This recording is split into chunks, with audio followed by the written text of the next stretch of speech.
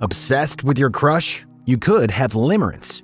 Ever had a crush that felt all-consuming? You feel obsessed with this person to the point where they take over your every waking thought. You analyze their every text, replay their words in your mind like a broken record, and feel an emotional high every time they give you even the slightest bit of attention. If this sounds familiar, then you might not just have a crush, you could be experiencing something called limerence. Limerence is an intense, involuntary emotional state where you become fixated on someone, obsessing over their every action while desperately craving their validation. This often happens suddenly when you don't know the person well and can be triggered by the smallest interaction. It feels like love, but it's not quite the same. In today's video, we're going to be breaking down exactly what limerence is, how it affects people, the signs that you might have it, and whether or not it can turn into real love. By the end of the video, you'll understand how limerence works, why it can feel so overwhelming, and how to navigate having it. What is limerence? Firstly, let's dive into what limerence actually is. Now, the term limerence was coined by psychologist and author Dorothy Tennov in the 1970s. After conducting extensive interviews, she found that many people experience an intense, obsessive form of infatuation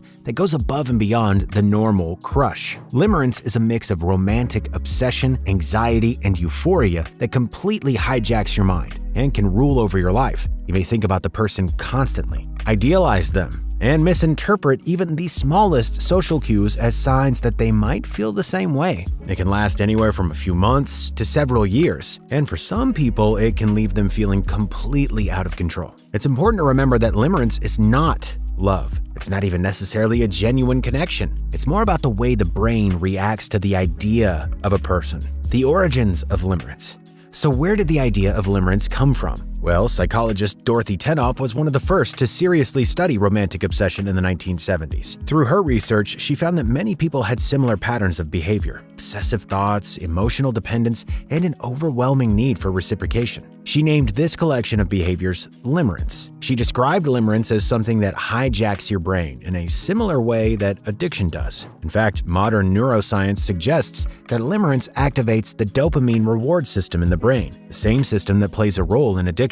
Essentially, limerence is the result of a collection of behaviors that many of us can develop, meaning anyone can develop limerence. So how do you recognize if you or someone you know has limerence? How does a limerent person act? If you're limerent, your behavior might look something like this. You constantly replay interactions with your crush in your mind, analyzing every detail. It brings you joy or excitement to think about this person, often over and over to the point of obsession. You feel a rush of euphoria when they acknowledge you, but crushing disappointment when they ignore you. Your mood is dependent on your interaction with them. You interpret vague or neutral actions as hidden signs of romantic interest, reading into what they say and do. You feel like you need their attention, and without it, you experience anxiety or depression. When you get the attention you crave, you feel relief and euphoria. It's as if your emotions are tied directly to this one person, and they have the power to make or break your entire day. Now, you might be thinking at this stage in the video, that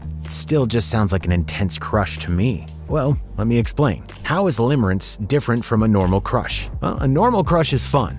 It's exciting. It might last for a few weeks or months, but it doesn't consume you. Limerence, on the other hand, comes on quickly, and often for people you don't necessarily know very well. Limerence isn't based on reality, but built on fantasy, an idealized version of the person rather than who they actually are. So how do you know if you have limerence? Well, let's look at 4 major signs that you can look out for. 4 signs you have limerence. Number 1, intrusive thoughts. You think about this person constantly, even when you don't want to. Interactions you've had with them, or even messages you've shared pop up in your head randomly throughout the day. Number 2, emotional highs and lows. Your mood is completely dependent on how they treat you. A text from them makes you euphoric, while their silence feels like rejection. Number 3, misinterpreting signs. You read into everything, and I mean everything. They smile at you?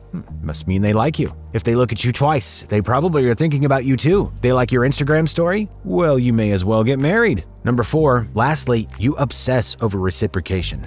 Now, you don't just like them, you desperately need them to feel the same way. If they don't, it feels unbearable. There's one main thing about limerence that underpins it all. and will help to better understand how a limerent mind works. And that is mental gymnastics. Social cues and limerence. Mental gymnastics. People experiencing limerence often become hypersensitive to social cues. A simple text like, "Hey, how's it going?" can be analyzed over and over again, searching for hidden meaning.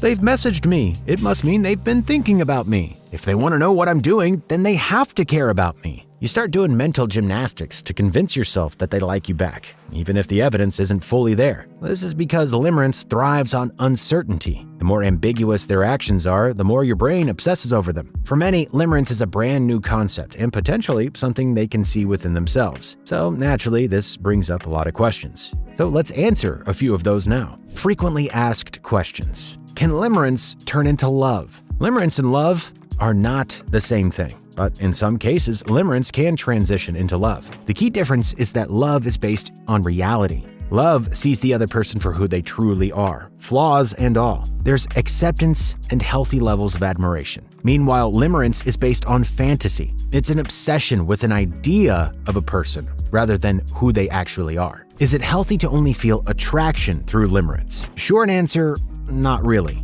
If you only experience attraction through limerence, it might mean that you're chasing emotional highs rather than forming meaningful and genuine connections. Real, lasting relationships are built on mutual respect and understanding, not obsession. Is limerence the same as codependency, but only in the mind? In some ways, yes. Codependency is when your sense of self-worth is tied to another person. Limerence is similar, but it happens inside your own head. Even if the other person isn't actively involved in your life, you still feel emotionally dependent on them. How do I cure my limerence? Limerence can be treated like an addiction, and in order to cure an addiction, you have to want to heal from it. There are a whole host of things you can do to help with the signs and difficulties that having limerence can cause a person. If you'd like us to make a video dedicated to overcoming limerence, like this video and comment below so we know what you want to see. Conclusion.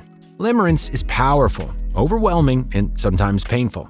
But the key takeaway is this: limerence is not real love. If you recognize these signs in yourself, take a step back. Focus on real connections rather than idealized fantasies. And remember, love should feel fulfilling, not obsessive.